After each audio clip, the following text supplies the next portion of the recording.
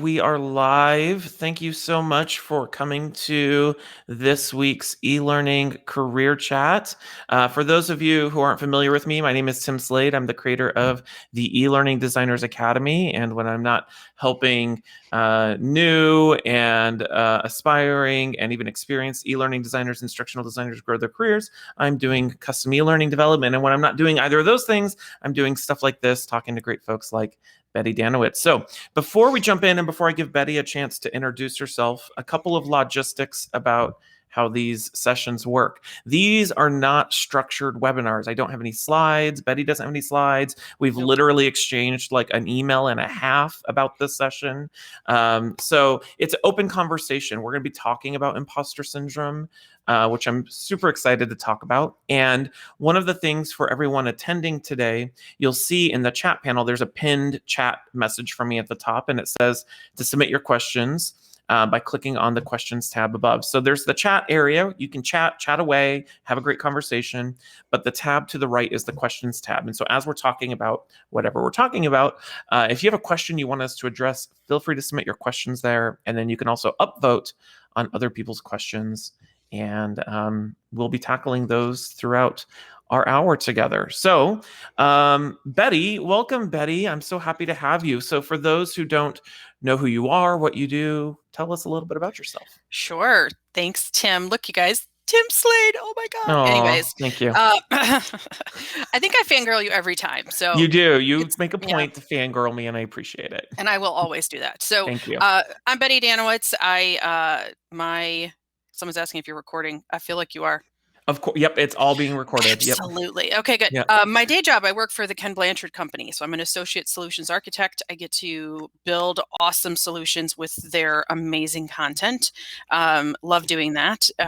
In the rest of my time, I spend doing If You Ask Betty. So if I look familiar, or let me do this.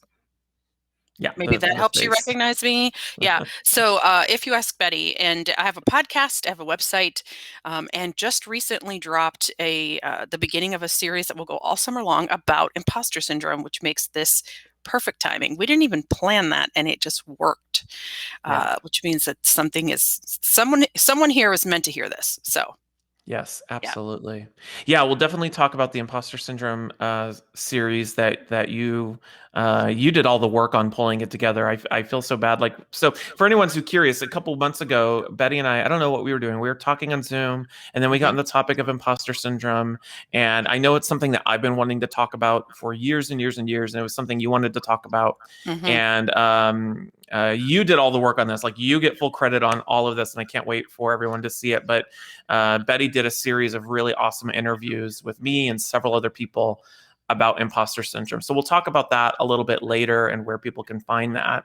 And so I'm curious, like, the first thing I'm going to ask right off the bat, Betty, for anyone, the thing that always amazes me about whenever I talk about imposter syndrome is that I'm always amazed at people who don't know what imposter syndrome is. And what's interesting is people always ask, like, wait, what is this thing that you're talking about? And people don't have the words to define it, but I guarantee, unless you're like a crazy psychopathic person, you've experienced it. And I always love giving that definition, because whenever I wish I could see everybody's faces, because there's somebody here who doesn't know what it is, and their face lightens up and they go, oh my gosh, I have words now to describe what I've been feeling. So yes, Betty, can you define for everybody, how do you define what is imposter syndrome for those who don't know? Sure. When you have imposter syndrome, you feel inadequate. You feel like a fraud. You feel like you are undeserving of your position, like you don't belong in a job or a role that you're already in. Like you're going to be found out. Like any minute now, they're going to realize I have no idea what I'm talking about. That's what imposter syndrome is. And some people say, well, imposter syndrome is self-doubt. Well, self-doubt is part of it. But what happens then is that self-doubt turns into negative self-talk, which can affect your behavior and ultimately will keep you from being your best self, which means you're never going to hit that moment of potential that you think you might have, because you're holding yourself back because you think someone's going to find out that you're a fraud. Does that help? Yeah, I totally agree with that. I think, I can think about several instances in my career where I've had imposter syndrome, and I'm curious. So can you share, Betty, then share some examples from your own career where you've Hmm. experienced imposter syndrome? Sure. Well, anytime I'm new at something, I get attacked heavily with imposter Mm-hmm. syndrome. So, you know, here's one example. So I was noodling the idea of starting a podcast, and I was working with a coach, and she was like, "So when are you going to start that podcast?" I said, "Oh, I don't know. I think maybe I'll start it in the fall." She's like, Mm-hmm. "Okay, so why the fall? Like, what's magical about that time?" And I was like, "Well, I don't know. I want to make sure I have all my content together and I know what I'm going to do." And and she's like, "Mm-hmm." She's like, "I think you should just start it right now." Yep. Uh, she's like, "Do you know how to do it?" I'm like, "Yeah." She's like, "Well, I don't know. I'm not sure what you're waiting for," Yep. is what she said. She said, you're ready now. You're and I like this example because procrastination is a major symptom of imposter syndrome. So if you find yourself procrastinating and you just don't know why, it's probably because you've got some imposter syndrome going on. I've never thought of that, and I think you're absolutely right. I love to procrastinate, Oh yeah. and I think you're right. I totally that totally resonates with me. That when I think back on times I've procrastinated or I've allowed myself to get in a funk and not do something, it ultimately all stems back to some sort of crazy thing I'm telling myself, right? Yep. Yep. Some sort of negative self-talk that you've got going on, that's making you feel like you are undeserving of whatever it is that you need to do. Yeah. So can you then? So what was holding you back? Like, can you like pinpoint the thing that's Yeah. the self talk with the podcast that was holding you back? What was that? I was like, "Well, who am I? These Mm-hmm. people, nobody knows me. Who am I?" Yep. I I spent probably a year, um, just full on stalking LinkedIn, and because I'm honest to a fault, and Mm-hmm. just out there looking and listening and finding where is there a need, where can I add value, connecting with people, meeting them, having video calls, asking them about their story. I was doing the stuff that I do now in the podcast. I was just doing it, and nobody, what I was finding is I was having these conversations, and I was like, dang, I wish we were recording this because somebody needs to hear this story. Sure. And so yeah, so anyways, the thoughts I were having was, who am I? They're going to be like, Betty who? I don't know. I don't know who that is. And then there's always the concern of, someone's going to try to call me out on social media. Somebody who doesn't even know me is going to try Mm-hmm. to, talk some smack about me. And that hasn't happened yet. Yep. If it does, I know where the delete button is, so it's fine. Yeah.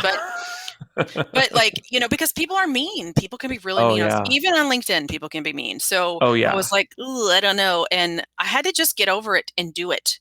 Mm-hmm. I mean, finally I was like, okay, fine, I'm going to do it. And then I scheduled a guest, and I was like, well, there's no going back now. Yeah. And one thing that's really interesting, I think, is the first guest I had was Myra Roldan. Okay. And she was actually the first person that I reached out to in my stalking interviews in LinkedIn and asked her her question, or Mm. asked her her story. Yeah. And so I figured it made sense to start with her on the podcast. So That's super yeah. cool. Yeah, my first instance of imposter syndrome was when I got hired into a learning job. I feel like I've told this story a million times before, but I used to catch shoplifters for a living, and then Yep. I got hired into a training role teaching others how to catch shoplifters. And what's interesting is the different ways that imposter syndrome infiltrates your mind and your emotions and your feelings, and infiltrates you physically too, because I do think it has a physical reaction. Hmm. And I think for a lot of people, it happens when you get promoted or you take a new job. And it's any instance, for me at least, it's any instance when you're pushed outside your comfort zone Hmm. and you have that feeling of you want to turn around and run back to what's familiar. Yeah. That's for me when I recognize, oh, I'm having that. And for me, it was when I got hired into a training role and I had the same feeling. Like, I was like, okay, so one of these days, Barb, who was my boss at the time, she's going to walk over to my cube and go, wait, you're not a training person. You caught shoplifters. Why the hell did I hire you again? Right. I'm going to send you back to Arizona and fire you. And Hmm. that I suffered from that for a long time. Did It she ever wasn't say that? Just out of curiosity, did she ever say that to you? Oh, that's a fraught story. No, she didn't say that, Oh, but she didn't say that. Yeah. that's fraught. There's some Yes. history there. No, she never did say No, that. she never said that. Right. She never said It's an that. Yeah. irrational fear that feels real to us. It does, right. And Yeah. it's not, and maybe it's not like really that somebody's going to come walk around the corner and say, hey, you're totally fake and fraud, but it's the idea that, oh, that's what people are thinking. Mm-hmm. Or that's why they're making that weird face at me. Or, you know what I mean? Whatever the case might be, it comes in all these weird, irrational forms. It does. It wasn't until I remember the very first conference I went to was Learning Solutions. This was in 2010. I was a year into my job as a e-learning designer, and I went to this conference, Learning Solutions. And what I found amazing there was I met all of these different people, and I realized they all had stories that were more similar to mine than what I thought. I thought Yeah. all of these people went to school to be instructional designers and were education professionals. And I was the outlier that I fell into it by accident. And Mm-hmm. what I learned is no, actually, I was part of the majority. Most people were good at something and then fell into this by accident. Yes.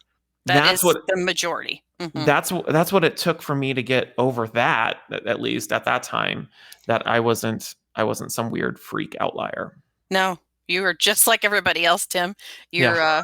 You're not, I hate to say this, but you're not special when it I'm comes to not. things I like that. You're know. I not, you're know. not, you're not, you're And that just like felt everybody so else. good. It Right, felt right. so good at the time. Exactly.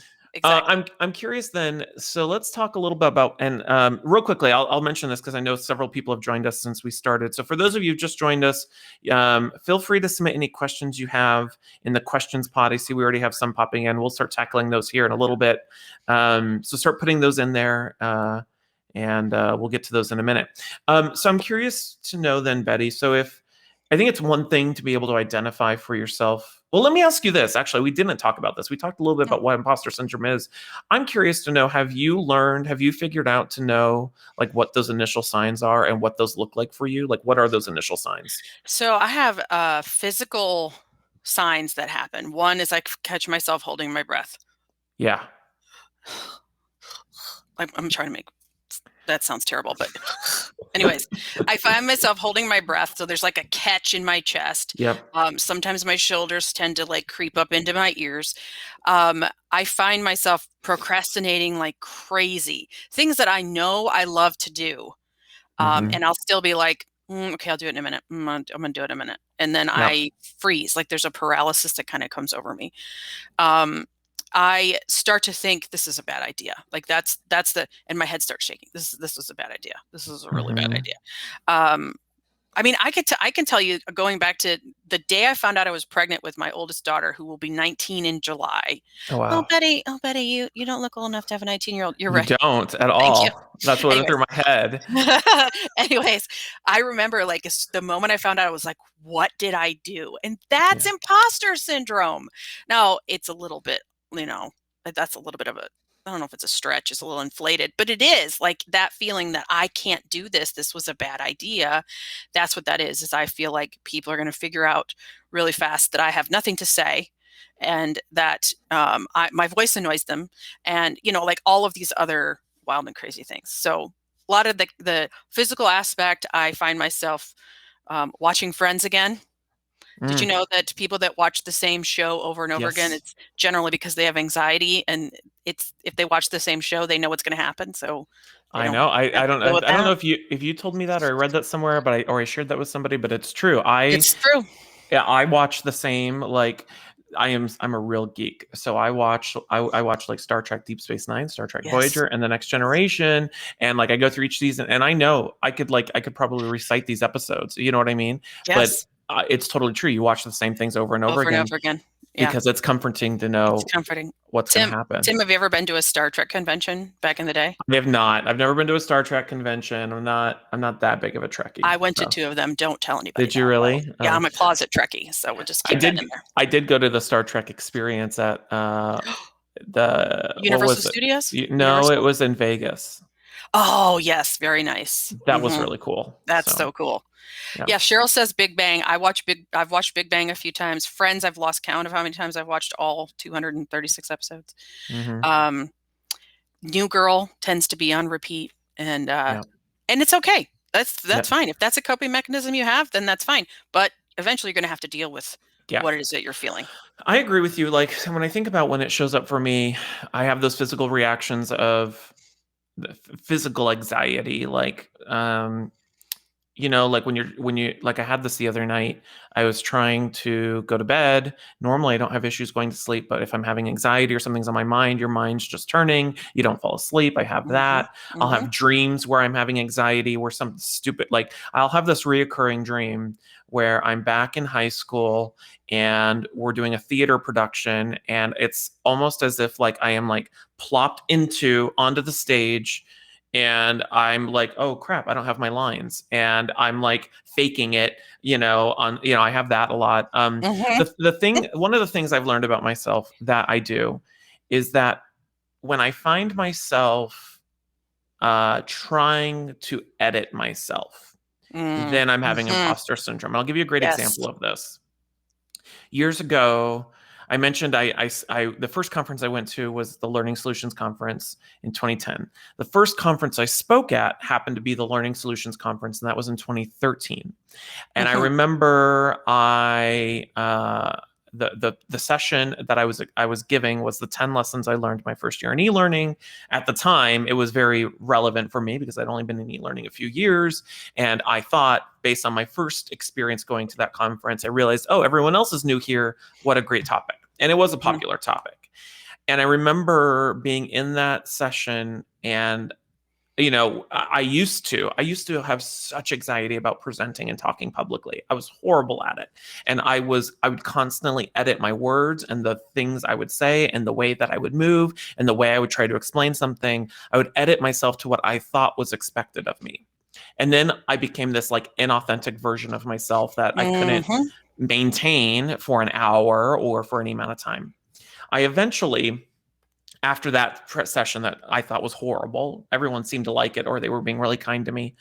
Um, After that Spoken session, spoken like a true person experiencing imposter yeah, syndrome. right, Yep. yeah. Hmm. After that session, I came to the realization, and for anyone who is offended by strong language, I apologize, but this was literally, it went through my head.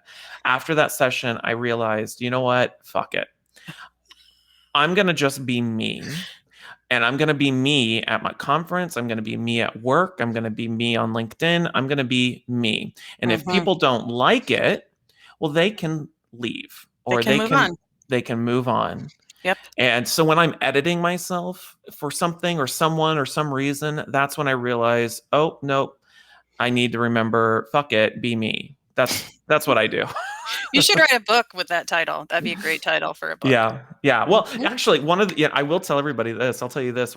I've wanted to write a book for years on imposter syndrome, and I have the title in my head working, and it's called "I Don't Know What the Fuck I'm Doing, and Neither Does Anyone Else." Yes. Yes. you And know, that, and then you just need the subtitle that says, and that's okay. Like, and that's that's okay. Yes, okay. yes. Yes. You have to I embrace will that. totally co-write that book with you.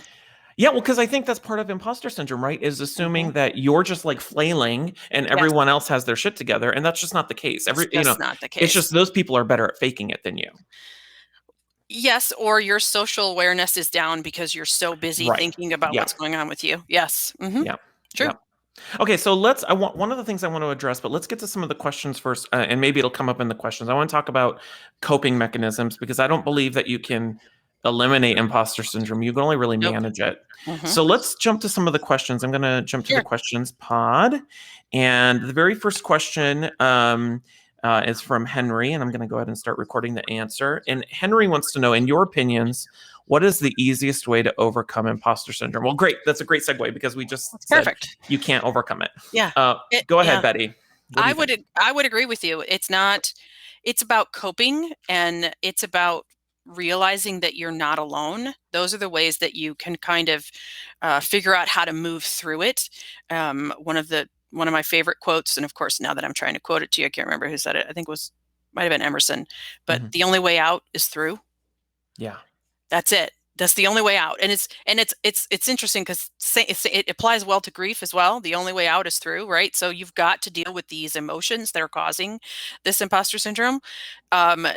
To overcome it, to move past it, I have a couple of ideas. The first one is you need to acknowledge your feelings. because the more you ignore them or say that that's not what's happening, the harder it is when you actually do acknowledge them. So acknowledge them, call them by name, say, "Oh, I'm having imposter syndrome. My imposter syndrome is I think Katie Ryan said highly activated, like all my imposter syndrome senses are up." Like whatever it is you have to say, to acknowledge that. So I think first of all, that's important. Secondly, you need to stop and remember who you are and what you've done. Yeah. So you should keep a list of your accomplishments. This is not like trying to be a show off. This is you remembering the things that you did. When I went to leave, I worked for Fifth Third Bank for 16 years.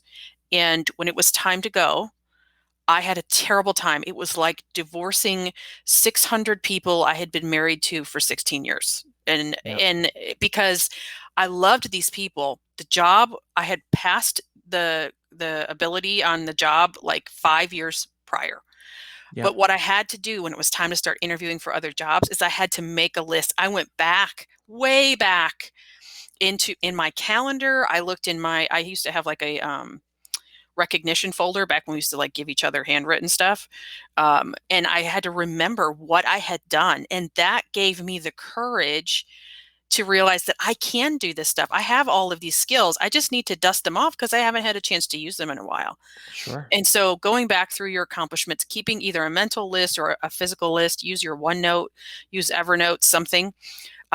So what I said, acknowledge it, review what you've done, remember who you are, and then talk to people about it because you are not the only one.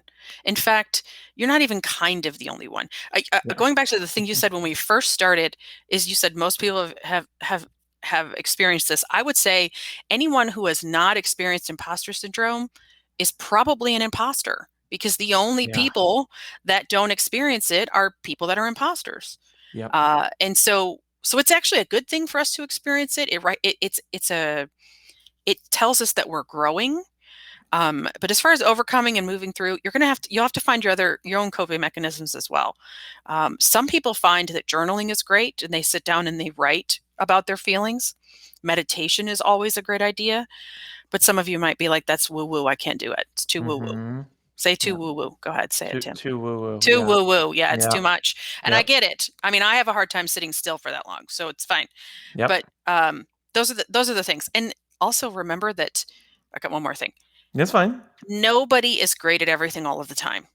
And Right. usually when you feel that imposter syndrome, it means you are leveling up in your skills in some way. Yep. So it's a good sign. Yeah. Can we have a conversation on why it's called Fifth Third Bank? Like, Sure. I've always wondered that, and I always go, that's not really a fraction that can exist. Why would I give them my money? They don't know math.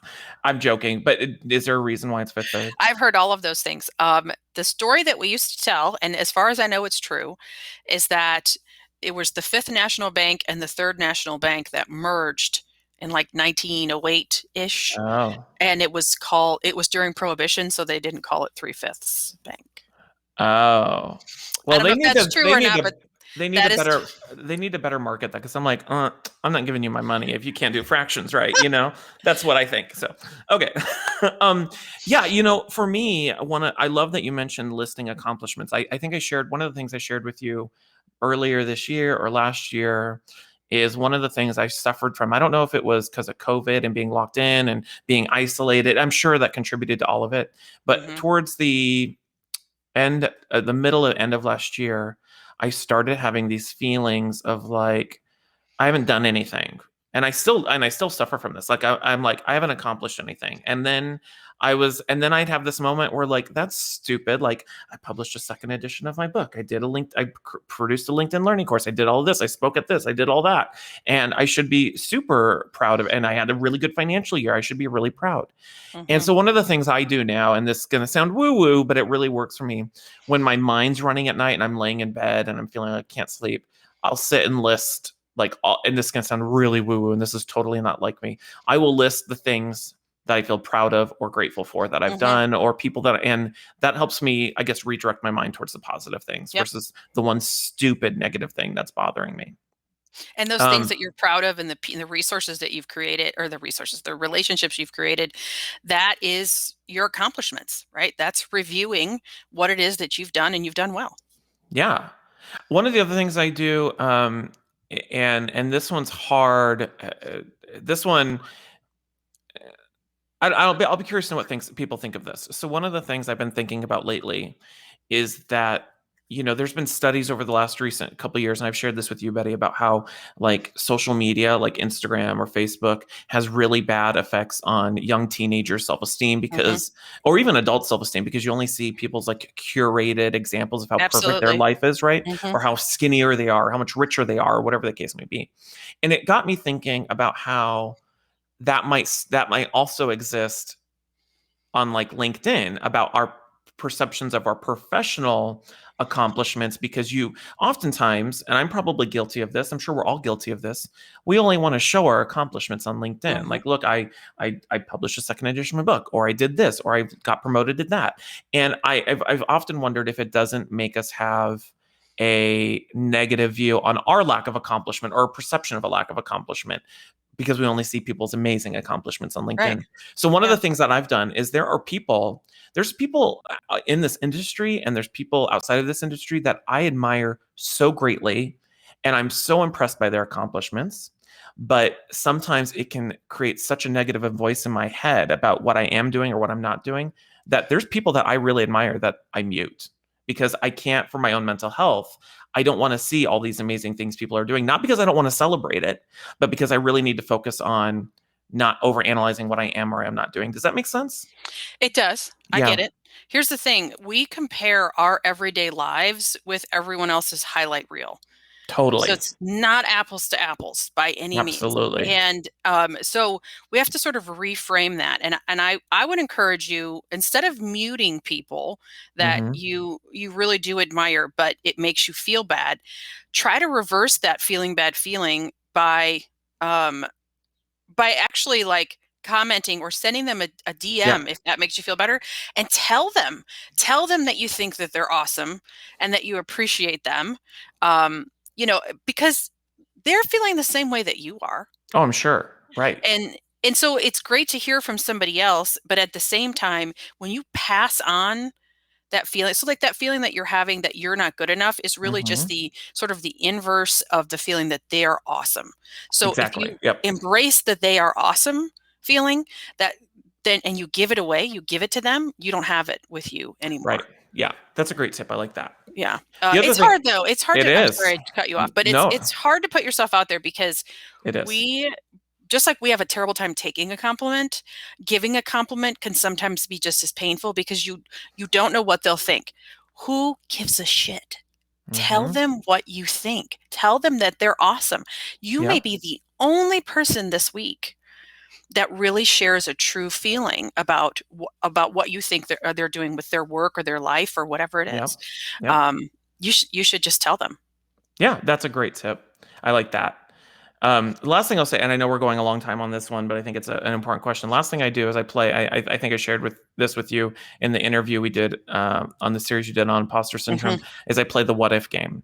So when I feel like fearful or unsure about what I'm doing, I go what if? What if I fail? What if I get fired? What if I Hmm. don't get this client? Well, if I get fired, then I got to go get another job. Yep, Or if I don't get the client, well, then I got to go get another client. Like life continues, it does. and you're gonna have to. And there's what ifs, and what if it happens? So what? Then you're gonna have to update your resume. Okay, Yep. so it's realizing that I think it's taking the energy away from like that. What if it happens? My life's gonna come crumbling down on my head. No, it's not. No, You're it's just not. yeah. Yeah. Tomorrow will And come. it goes back to that naming it, right? So if you recognize the feeling and you name it, it loses some of that power it has over you. Yeah. Same thing with if you answer the what if question, you're not as afraid as you were before you answered it, even though you've always known the answer. Dorothy, you've Hmm. always had it within you, right? To Hmm. That's the Wizard of Oz, by the way. Yeah. Anybody's not sure. It's always been within you. Like you always had the answer, but when you say it out loud, it loses its power. It loses Right. that power of fear that we have. And I have to do that sometimes. Sometimes I just have to say it out loud. I'm like, I'm freaking out about this. Hmm.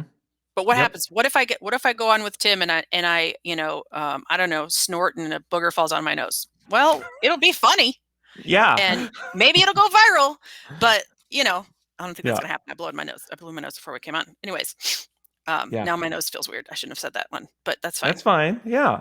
No, that's the other thing. I've learned to embrace like being like when you do something embarrassing, like, no, I'm like, no, you have a great story now. Like you have a drinking story, So okay.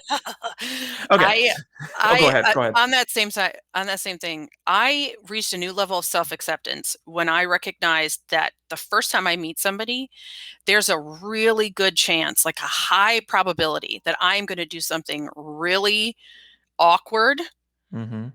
within the first, couple of minutes. And if Sure. not, it might be the second time I meet them. But once I accepted that about myself, I don't get embarrassed anymore. So like, I'm the worst to like when you go to shake somebody's hand, I step on their foot. Why am I so damn close to them? I don't know. What it happens all the time, and That's I just have to be like, hilarious. "Oops, sorry," because like I, I'm not going to beat myself up over something that I kind of knew was coming. So, Yep. so once you have that, that's a whole nother level of self acceptance. Yeah. Yeah, I totally agree with that. Okay, good. That was great. And that was a really important question, Henry. So thank you for doing that. Okay, let's get to our next one. Shannon wants to know, how do you get past the imposter syndrome so you put yourself out there in terms of blogging or LinkedIn, speaking at conferences? Here's what I'll say. I'll start this one. Hmm. Uh, I used to, when I first wanted to like write a blog or put myself out there, I remember thinking, yeah, but I'm not an expert in this stuff. Who's going to listen to me? And so the two things, and I think that's very common for a lot of people, the two things I always tell people is, first, you don't have to be an expert in anything to share your experiences. I don't consider myself an expert in e-learning, but I have a lot of experience I can share. There's a lot of other experts in e-learning. Go listen to them too. I have experiences that people can learn from. So you don't have to be an Hmm. expert to share your experiences. Mm-mm. And then the second thing I'll add is, you know, I always use the example of like writing a blog post on quiz questions. Like there's a million blog posts on how to write effective quiz questions or whatever, fill in the blank, whatever topic it might be. Well, maybe you have some thoughts on how to write good quiz questions. Great, write a blog post on it. Yeah, there's a million other ones out there. But if somebody else who's new stumbles on yours first, then you Hmm. become their expert. That's right. And and then it snowballs from there. And so I used to think, gosh, oh, somebody else. I was just talking to somebody on LinkedIn today. I won't say their name. Somebody was sharing with me. They reviewed my episode of the Imposter Syndrome series that you did that we'll talk about later.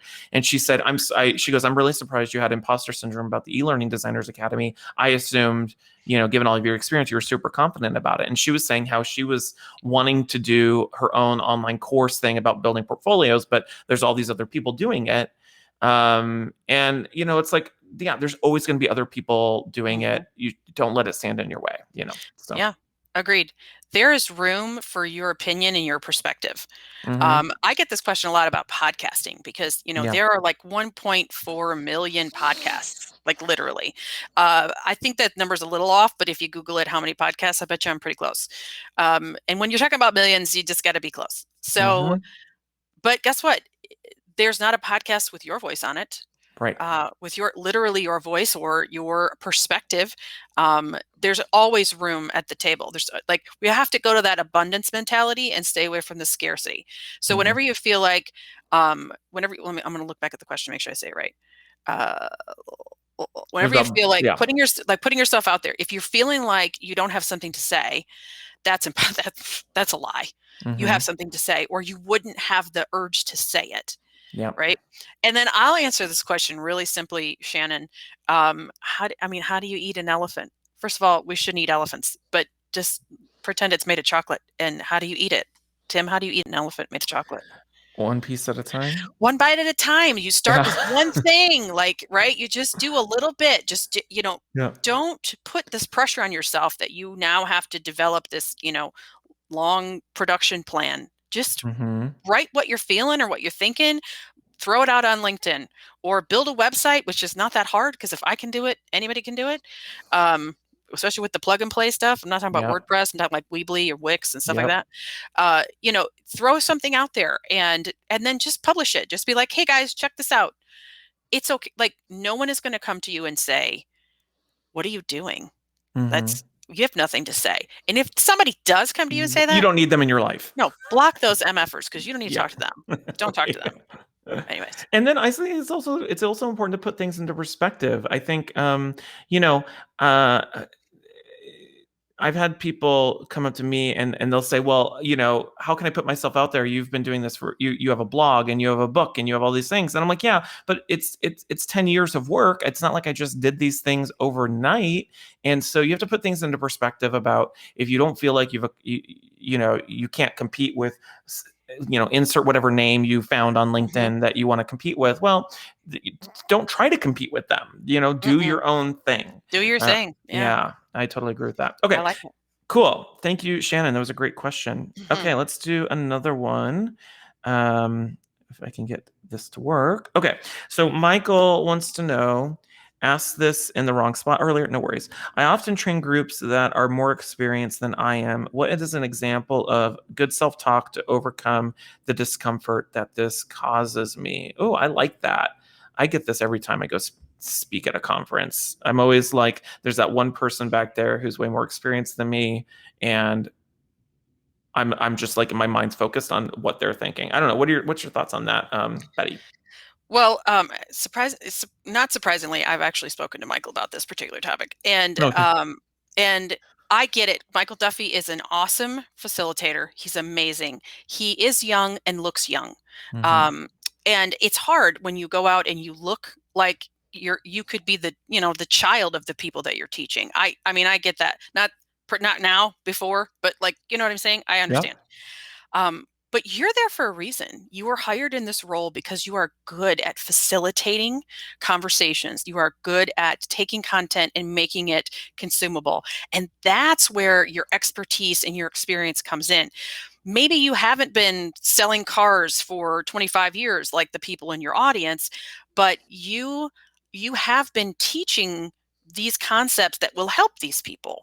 And so Hmm. that's where you can go in and you can make a difference by sharing your experience that you have and using the experience that you have with teaching and creating and facilitating conversations in a way that benefits them. Yeah. Here's a great example. Tim and I are great at facilitating conversations. This is something that we've learned how to do in our job.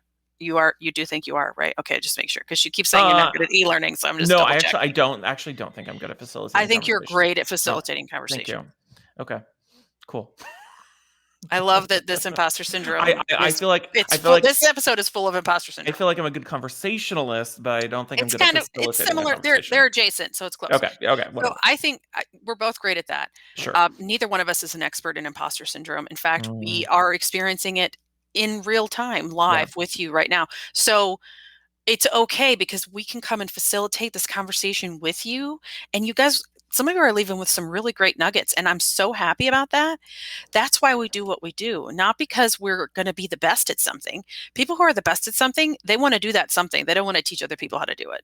Hmm. We want to teach other people how to be better humans. We want to teach other people how to sell more cars, et cetera, et cetera. So, Yeah. Yeah, and that it kind of goes back to what I was saying earlier. Like I don't ever try to proclaim I'm an expert in anything because I'm not. There's always going to be a smarter person than me, but I don't have to be an expert to share my experiences. And nope. and who is anybody to go, well, your experience was wrong. Well, I experienced it. Back the fuck off, right? That's what I want to say. That's the second time you've dropped the F I bomb. don't care. I know. I I'm not. love that about you. It's I my don't favorite. care. Might be my favorite thing about you. So what I do, when I'm like, I'll get really tactical. When I'm in a training situation, I'm facilitating a course on something. I remember once I was doing a workshop on articulate storyline, and there was one particular participant who clearly like knew some things more than I did about storyline, which of course made me go, "Oh, what am I doing up here teaching this?" And so what I do, like in those situations, is I recruit that person. I Hmm. recruit that person to share their experiences and Absolutely. contribute. And that's just like good adult learning, right? That's what we should be doing. And that's why our job are facilitators, not just, instructors. You know what I mean? We're Yes. Yeah. facilitating it. So I help them facilitate the sharing of their experience. That's real life curation. Yeah. It doesn't, it might not be a document that you're curating. It's somebody else's experience. And that's what we do. Yeah, I totally agree. Yeah. Good. Thank you, Michael. Okay, let's do Gabby's and my I always at like 30 minutes in, 40 minutes in, my contexts get weird, so I have to do this. Gabby wants to know, how do you differentiate imposter syndrome from recognizing, your own limitations? I have a good answer for this one. Oh, well then go, because I don't. Okay. So here's what I'll tell you, Gabby, is if it's a limitation, that means that you tried. Imposter syndrome keeps you from trying. So Oh, I love that. let's just say you're cooking something on the stove and you want to make eggs over easy or eggs over Mm-hmm. medium, which is not easy, by the way, because you always end up breaking that yolk. Okay. I Yep. think I'm hungry. That's why I'm talking about food. Mm. And so if you know your limitations, then you reach out, you try to flip the egg, and the yolk breaks, and you're like, well, I guess I'm not great at this yet. I'm not great at this yet. Okay. Yep. Imposter syndrome, you wouldn't even get the pan out. You'd be like, I'm just going to go to the restaurant and let somebody else do this because Yep. I can't make eggs. Yep. I So agree with that. yeah. So imposter syndrome keeps you from even trying. Yeah, I think I was gonna say something like amazingly remarkable, and then it escaped me. It was gonna change everyone's lives. It was. What was I gonna say? Well, what I was gonna say, I'll add to that, is I think to your point, imposter syndrome is when you don't even try.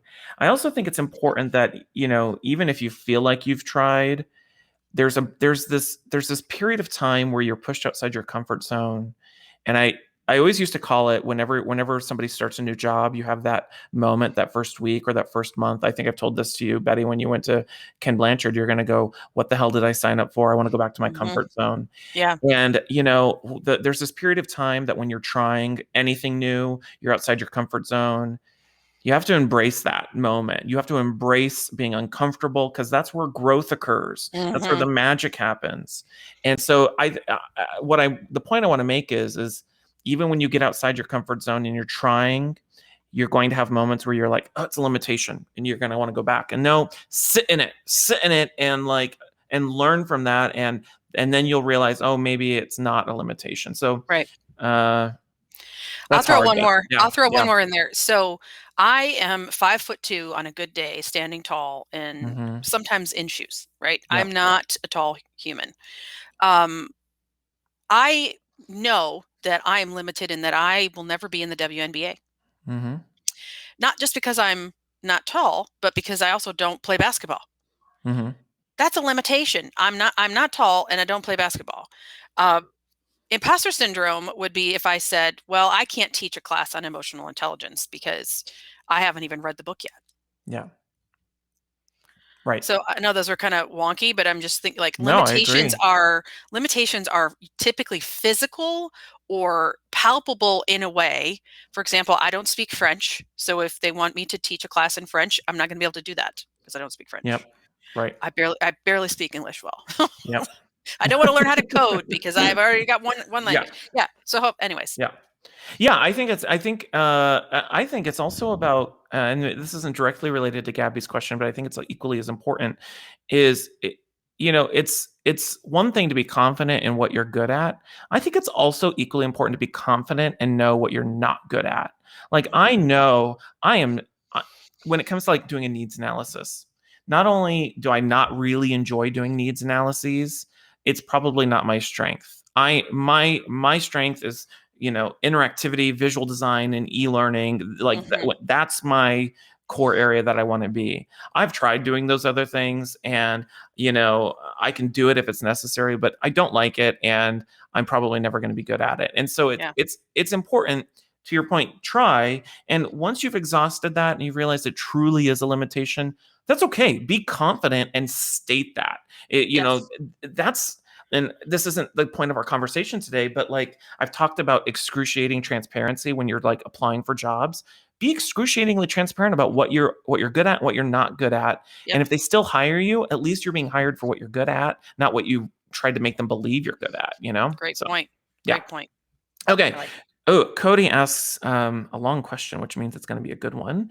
Let me record the answer. Okay, Cody wants to know, I often feel that because there's so much I still don't know in the world of adult learning and learning interventions and the technologies that support them, it's very difficult to feel I'm providing the best services to my customers' clients.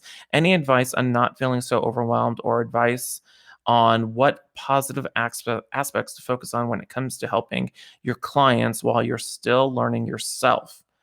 I think it goes back to what I just said is just be honest Hmm. about where you're at, what you're good at, what you're not good at. I'll tell a personal story. I've shared this before in previous sessions, but my last job before I started my own business was at GoDaddy, and I was hired to be their director of instructional design. And I went into that interview process with the thought of I'm going to be excruciatingly transparent about Mm. what I enjoy, what I'm good at, and all of this other stuff.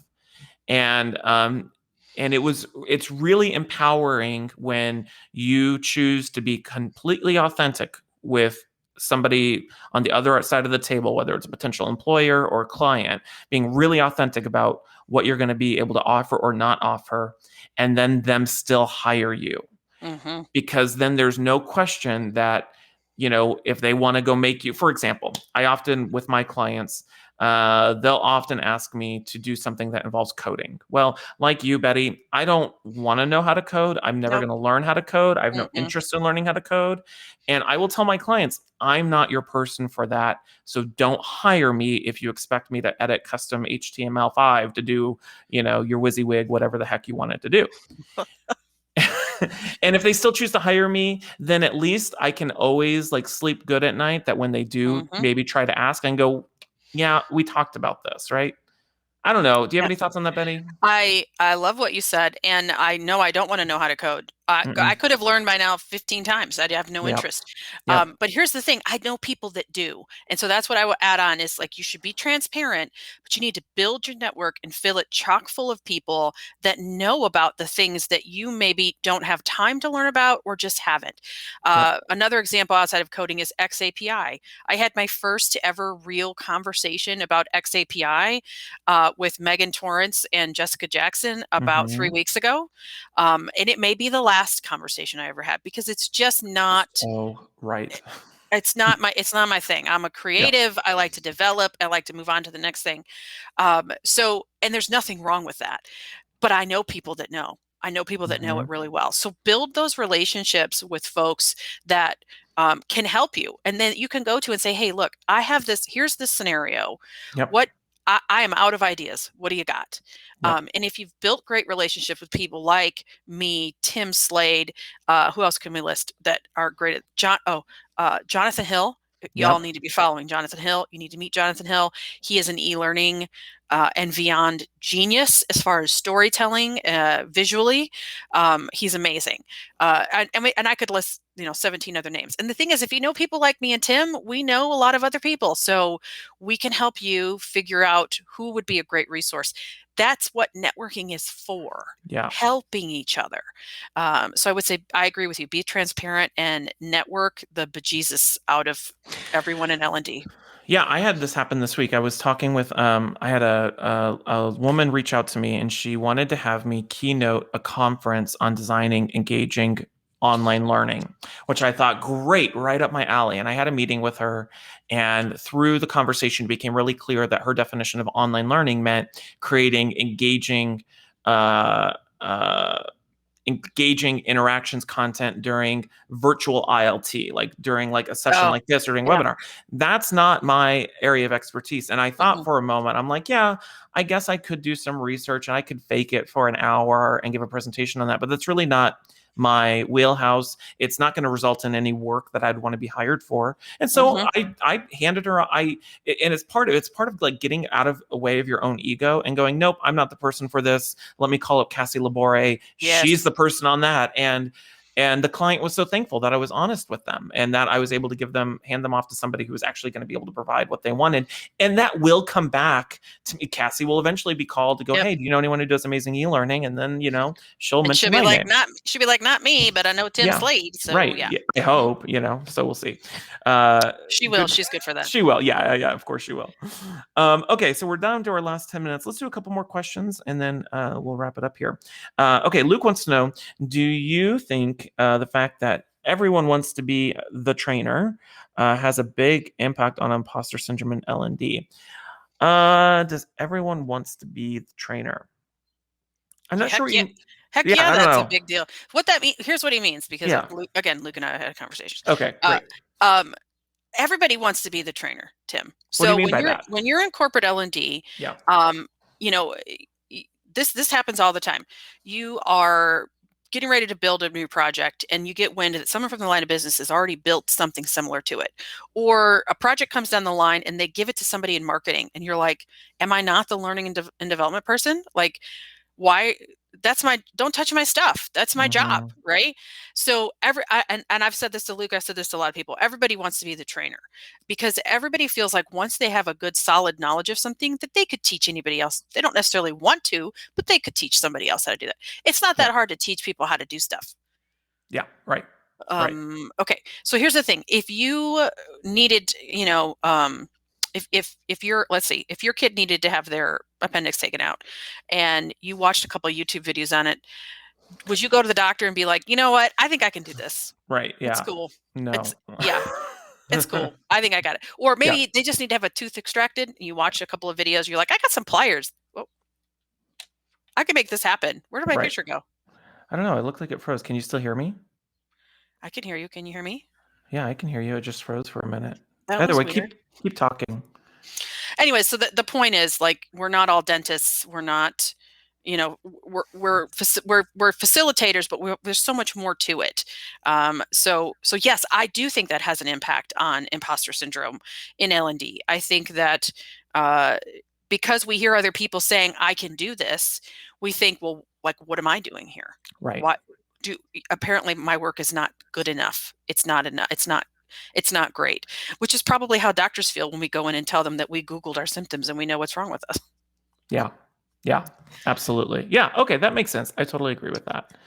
Okay. Let's do one more question and then we'll wrap things up. And then while I'm reading the question, I don't know if you want to try going to settings and turning off your camera, turning back on. I'm working on that. Okay. No worries. Okay, we'll do one more question. Sarah Redman. Hey, Sarah. Sarah wants to know what percentage of people have this, assuming imposter syndrome. I'd love to know some stats. Impossible to gauge this, really, I'm sure, but I'm guessing it's more women than men. That's a good question. I don't know. Did you, in your research for creating the series that we'll talk about in a moment, Betty, did you come across any stats or anything about how often people experience this? It's I don't have any statistics specifically, although I'm sure Google has a few. But I will tell you that I had a nice mixture of men and women, and actually had people from all over the world, all different walks of life, all different backgrounds, all different industries. Several folks in learning and development. I have a very quasi-famous podcaster. I had a guy who was the senior vice president of insurance sales at an insurance company, and they all say the same words when they describe imposter syndrome. Don't feel worthy, feel like a fraud, feel like I'm going to be found out. So I think it's equally distributed amongst most people. So I think the percentage is many or most people have had this feeling along the way, especially when you're new to something. We kind of talked about that. Like, if you're new to a job, you should expect to have that feeling of I'm not really sure I know what I'm doing. Yeah. And I would assume, whether it's Sarah mentioned this, you assume maybe it's more men than women experience it. I would say, I don't know whether it's more men or women experience it. I would say it's more likely men are less likely to admit it. I would agree. And women are maybe more likely to admit it, just because, that's what society programs us to do. Because of machismo, that's why. Because there's a macho piece to that. Yeah. All right. So as we close up, a couple things I'll mention real quickly, and then I'll, Betty, I'd love for you to share a little bit more because we've been alluding about oh, did we lose Betty completely? Betty, are you there? Oh, we lost Betty. Okay, maybe she'll join us back here in just 2 seconds. If not, I can plug this. So a couple quick things.